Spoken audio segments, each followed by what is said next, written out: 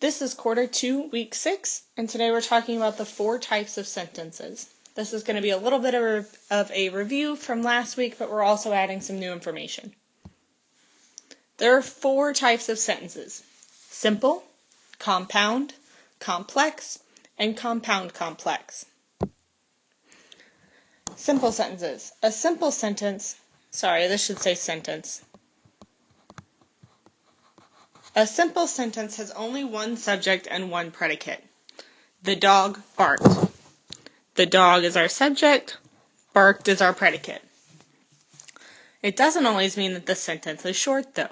The big, mean dog barked ferociously at the cat in the tree. The big, mean dog is still our complete subject.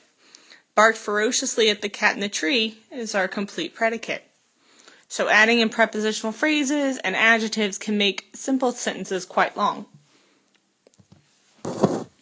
A simple sentence is a subject plus a predicate.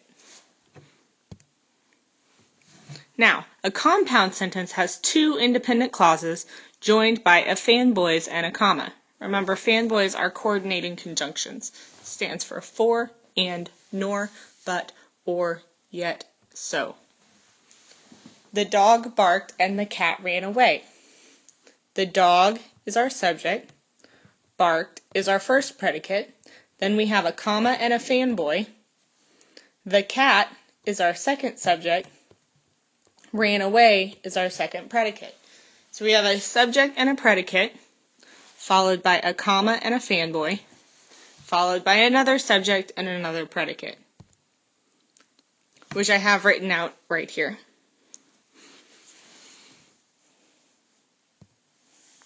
Be careful, though, that each independent clause has both a subject and a verb. The dog jumped on my lap and licked my face is still a simple sentence because the dog is our first subject. Jumped on my lap and licked my face is our complete predicate. Even though there are 2 actions, we don't have a second subject. Now, the dog jumped on my lap and he licked my face. We have a subject, a predicate, comma, fanboy, a second subject in he, and a second predicate in he licked my face. So the first sentence is simple. The second sentence is compound.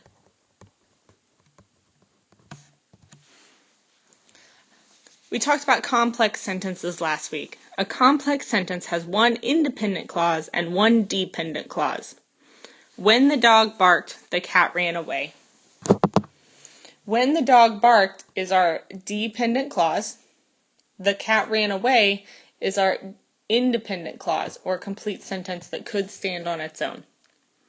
You can also switch the order and say the cat ran away when the dog barked.